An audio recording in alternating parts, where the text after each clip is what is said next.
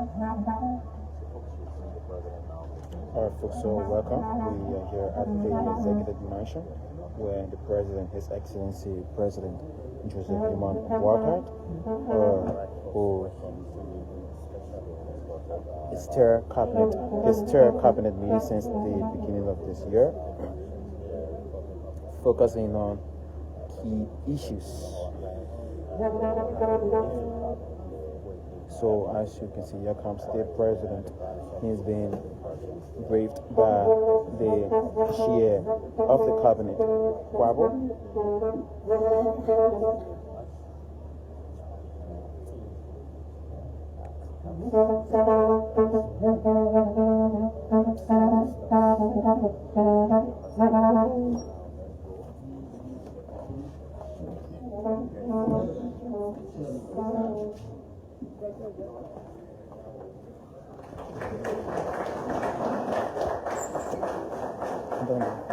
There you go. Hello.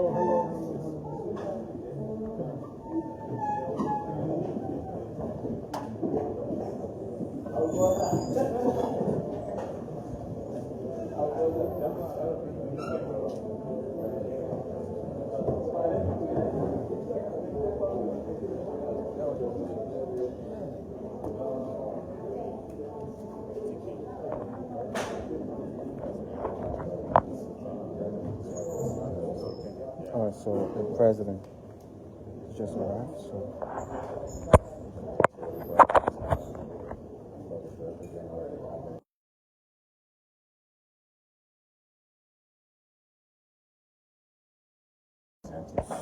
the President will come out, address the body, and after the meeting begins.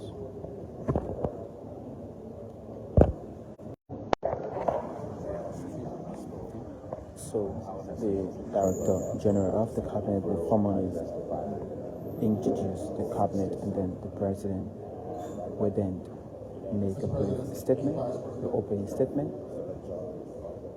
Members of the President's Cabinet today, welcome to Cabinet meeting. For this agenda, as been said,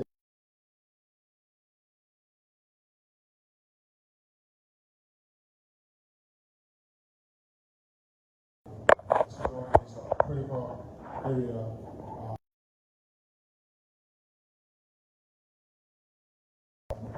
We try our best to make sure that our natural resources benefit as we all desire. And as you know, the President is very keen on this to ensure that whatever is exploited in our country, our resources are concerned, benefit the Liberian people. So today,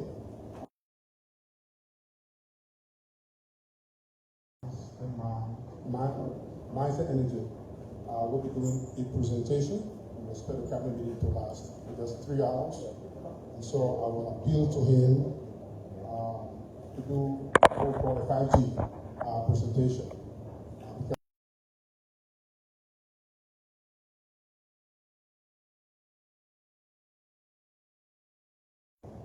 Having had all these resources, having had many concessions in the country over the last, we are still groping in the dark in terms of how our natural resources are applied for the benefit of the Liberian people. So, Mr. President, with that, I would like to turn over to you as chairman of the cabinet and presider of this meeting. Thank you.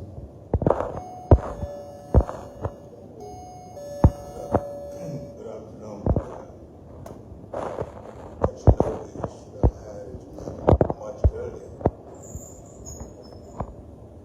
We didn't know about the arrangement that was made for today. But I welcome all of you, the Vice President, the Dean, and members of the Cabinet, members of the media. I want to thank you, welcome you.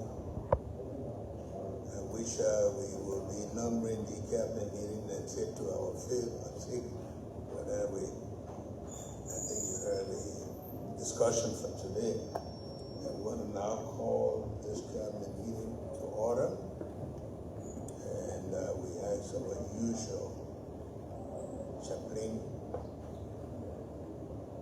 because I opened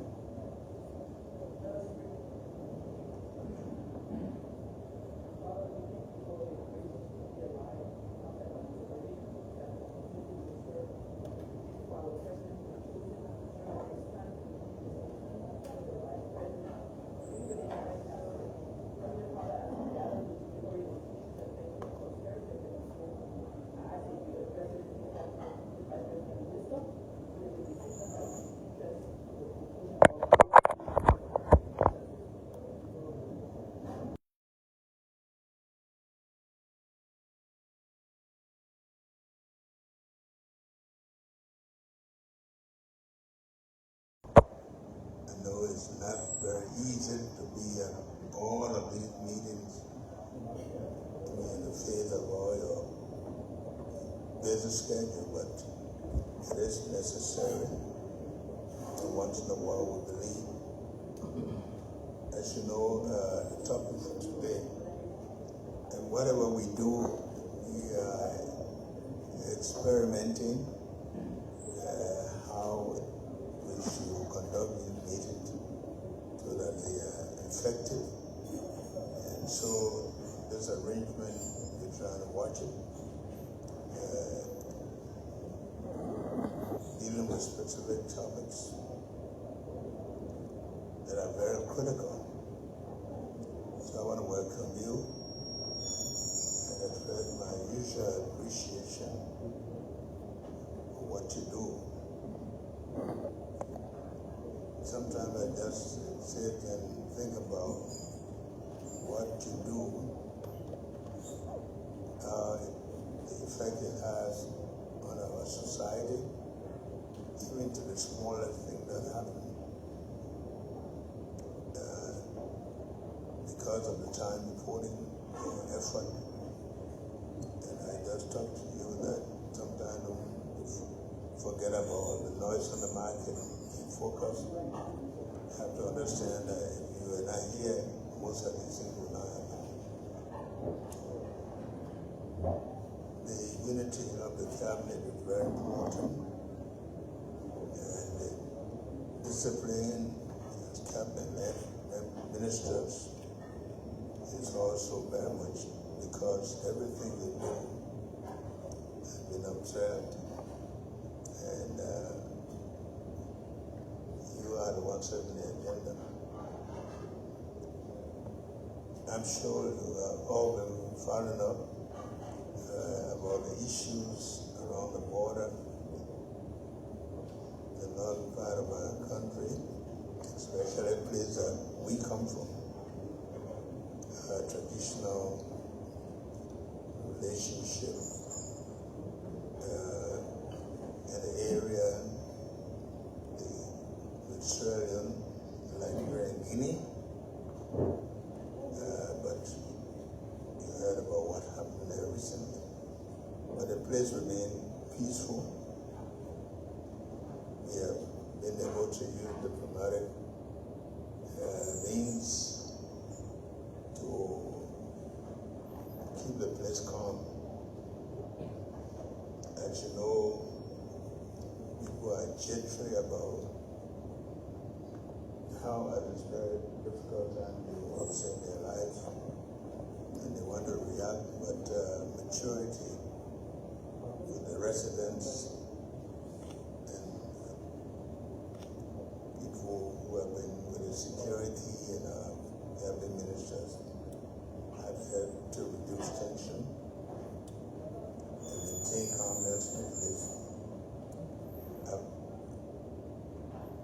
tried to reassure people that Liberia is a country that loves peace, in spite of what has happened here. And maybe with what has happened in this country has taught us that there's nothing we gain from conflict. And especially at this time when the whole world seems to be on fire. So I want to thank all of you who contributed, all of you who played some role by making calls or whatever. Not everything that you did, everybody knows, but that's important to us that we were able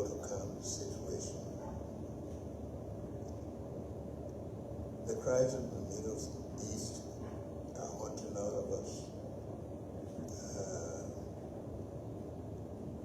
I'm sure you can already start feeling it by the price you pay on your fuel. And maybe if you are dependent on imported food, but maybe even local food, but we have to live with it, but we have to work towards understanding that this is the very reason why we should all begin to look into our own country and make things work. Nowadays, the moment someone completes high school, they're coming to ask you for foreign scholarship. I think there's come a time where people believe that the best is always out there. But again, our effort is to make the best yet, and I'm sure things are working. Far off fields are greener, but we thank God that maybe this is right. Other people outside there are looking in here. We have to plan what we do, and this is the way in which we're able to do things properly. The government, almost every day, I get 3 or 4 or 5 letters of requests for travel. Georgia, some of the benefits of travel, and some of the ministers and who travel, and sometimes I'm very hesitant to say no, but we do want to plan a way that we can evaluate the purpose of the travel to make sure that these travels can be minimized to put in more time in the country. Sometimes some of these travels can be assigned to another man who can do them. For me, I always believe that all of us, not just nationalists, but also we are conscious of the cost, and even the time we take away. So sometimes you have to know what trip we can make and which one we can't. And we hope that I try to leave that with cabinet ministers to decide, but except when it comes to ailment, when people come and say, let me go do my medical check, you can't receive the food and that. For me, I always believe that you have a conscious mind to know what is right and the responsibility you have. But again, attending cabinet meetings, that is very important, because this is where you make decisions that affect the rest of the country. Even if you have some trip to make, and you believe that trip can be deferred, or maybe it can be assigned to a junior cabinet minister, it is important that you are here, because the decisions we take here bind all of us. You can't say I was not there. I want to encourage all of you to be here. At times when the encouragement doesn't work, we will have to seek other means by which to ensure that people will take cabinet meetings seriously.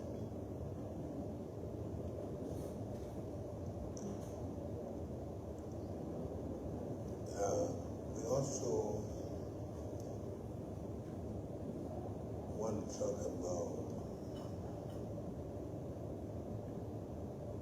the main agenda, the discussion of the mining sector, the resources of this country. Those are the resources that we need to build this country. They've been negotiated long before you and I came on the scene. But we have a responsibility to protect what is here now. Protection doesn't mean not making them maybe people with resources exploit them. We have to make sure that the benefit from that will trickle down to our people. Because when they are all depleted, there's nothing else we have to show. We should be blessed that we have them. And we should be happy that you have the responsibility at this time to decide who exploit them and what we get in return. I don't care what people do, what they gave you. You always ask yourself, if I were not here, would they do that? And if I'm not here tomorrow, and they will say, well, this is a Pharaoh that doesn't know Joseph. So we have a responsibility. And these days, we can look around to see best practices, things that we can learn from countries that are benefiting from their resources. And so it's not reinventing the wheel. And I hope that we, in our discussion today, will look at best practices. But also, even in the exploitation of the resources, we have to know how our people are benefiting from that, especially in the mining sector, water pollution. That's why I talk about building roads. I have the belief that if we go into our bushes, there are a lot of people with shovels and diggers, taking out our gold and so forth. You say, well, they are just small, but all of that put together, what do we get out of it? So past practices have made it difficult. And the small people don't understand. Take, for example, the road to Tottenham. There's nothing you can do about it. Because all these agreements were signed and people knew that mining activities will be going on, and the investors have to transport the minerals to the port, and they didn't bind them to building railway. So how else did you expect them? So sometimes we try to press them, but sometimes we have to also be reasonable, otherwise it could be questioned. When you sign the agreement that you not take into consideration that I have to make money. And you can't say because you didn't sign it, government is government. But this administration is committed to making sure that protect the resources of this country, that where they're exploited, our people benefit. It's very difficult to keep up with investors who come to do mining and so, because you don't even know what they're mining. It might be iron or what. When they go down there, you're not there, you don't know what they benefit from.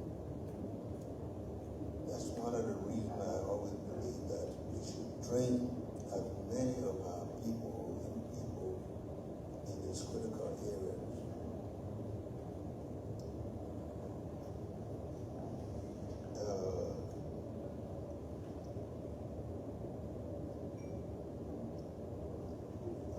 Our national objective, all of the projections that have been made as to where money comes from to go into providing services,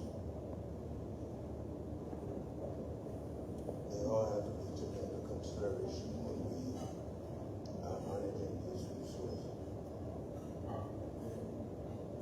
very happy when we came out 1.2 billion. But where would they come from? It comes from all of the activity of everybody, even if you are not in the area of generating revenue, saving revenue is a control.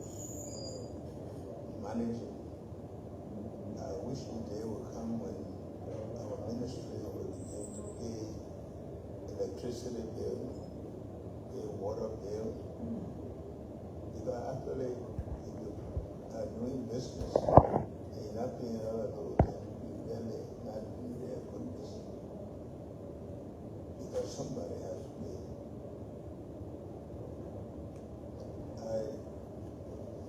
I'm hopeful, and I think talking with Dr. Jala and so forth, that our revenue will improve.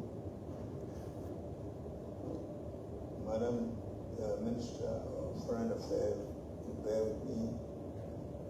When I went to see the Prime Minister of Ethiopia, and he told me they build out on their own resources. They didn't borrow any money. I couldn't believe it. People are doing that around the world now. If we really work hard, we can generate a lot of revenue. And even the people trying to deprive us from their revenue, they will agree that we can use it to benefit all of them. Get more electricity, more water. It's not enough to just criticize, oh, the roads are bad and so forth. The roads are bad because they need attention. You can build all the houses, nobody's going to rent them if they don't have money. Want to increase the number of young people, the possibility for them, not just for now, but for their future. Job creation. Sometimes again we took so long to reach agreement. Then the third year we're in. And now we should create some jobs to make a lot of young people who've been waiting and waiting and waiting. It's not enough to tell them we have a problem. They don't understand. And if you're there, you will not understand either. So I hope all of us will work overtime to make sure agreements are reached within time, provide opportunities. Families need to be sustained. The world is getting more and more difficult. And people are looking inside their countries for opportunity. The communities. One thing about Liberia, every community has leadership. What they do, I don't understand. You have seen a mayor, you go through Bashara, you see all the sand coming onto the paved road, and that's eat up the road. But the city mayor there, they don't know what to do. You got superintendents who spend most of the time in Monrovia, who supervises them.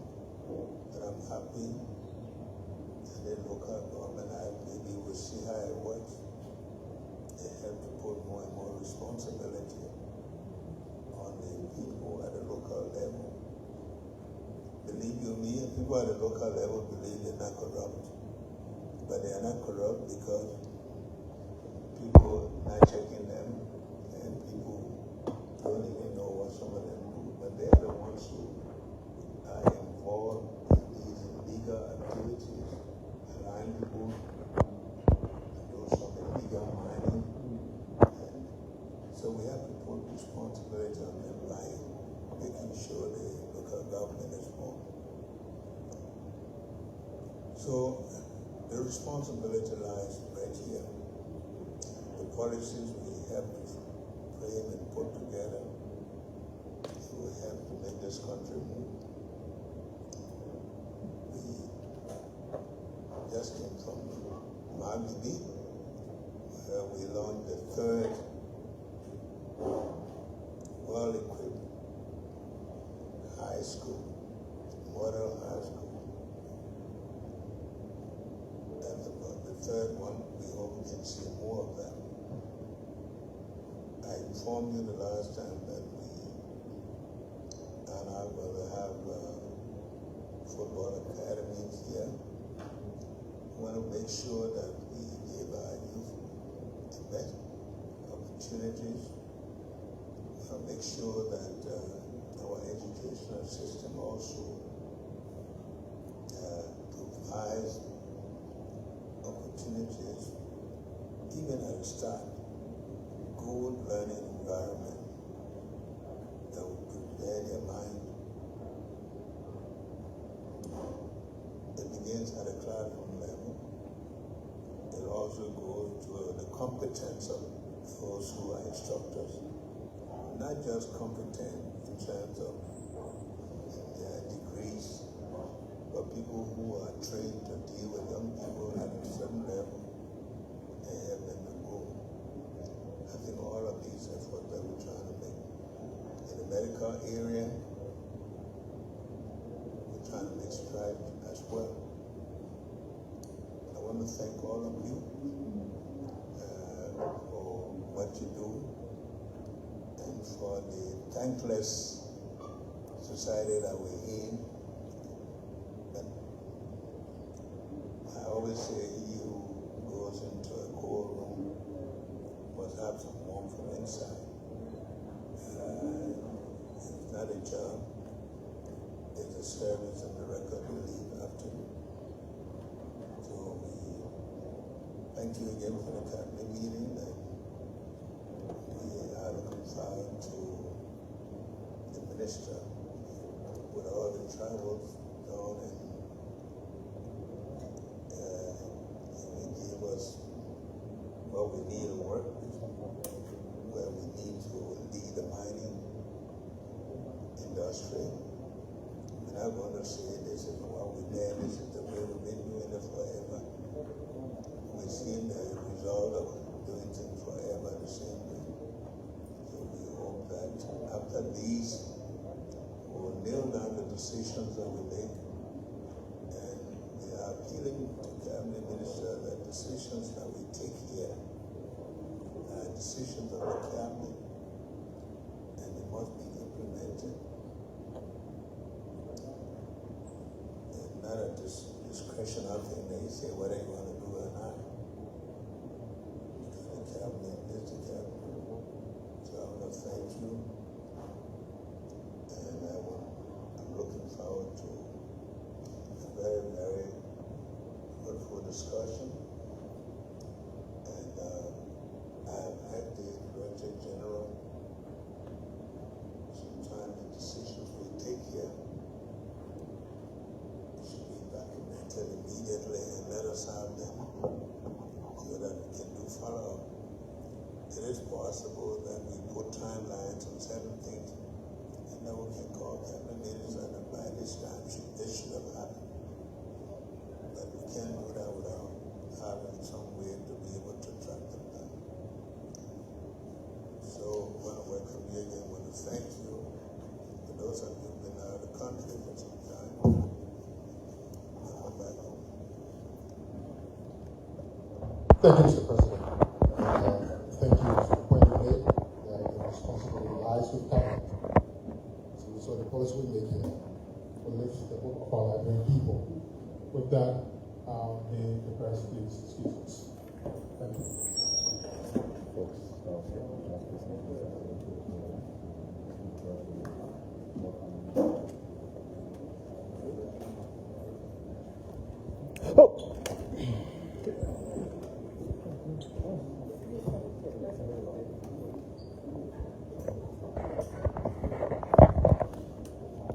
Alright, so folks, that's it.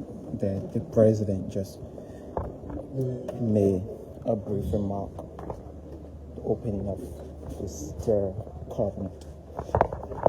He made it here at the executive mansion, so you heard him for yourself as he addressed key issues during his opening remark here at the third cabinet meeting, and he ordered and gave a mandate to the chair for the cabinet to document everything that will be discussed and put a timeline to it for implementation. So it shouldn't be like to come and talk things over and over without getting result. So he made that remark. So again, this is the 10th cabinet meeting since the beginning of this year, as the president addresses key issues as it relates to the development of the country as part of an ongoing effort to strengthen governance and drive national development. So this meeting, which is on currently, it is held under the theme Positioning Liberia for Mineral-Led Development and National Prosperity, Governance, Growth, and Accountability in Liberia Mineral Sector. So this entire cabinet meeting is centered around the mineral of this country. Where are we when it comes to mineral development and concession agreements? The president did mention that bulk of the concession agreement, they met it here and they can't do nothing about it, but they just have to go over it and find a better way to handle these things. So this high-level engagement is expected, which is expected to bring together cabinet ministers, senior government officials to deliberate on strategic policies aimed at maximizing Liberian mineral resources for sustainable economic growth. In there, we saw the former youth and sport minister, now head of LRRC, in that meeting, and I'm sure the reason for his presence at this meeting is to address issues concerning our border.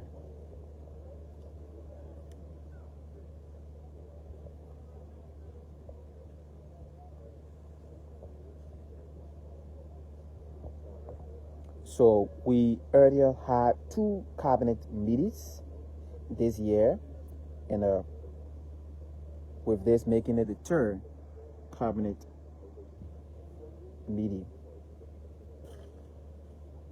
where the president and his team reviewed national progress across key sectors, including infrastructure, healthcare, education, and public service delivery. And today's will be focusing on mineral and those concession agreements that were signed during previous year, and they're going to be revisiting them and finding our best way to handle it as it fit in the development of the country. So folks, that's it, and this is how I will be leaving you, as to the president and his cabinet members are in there discussing issues of growth and development of this country. Again, I'm Jorazi Azo Prince Joe Spoon, Executive Mansion reporter. Thank you and bye-bye.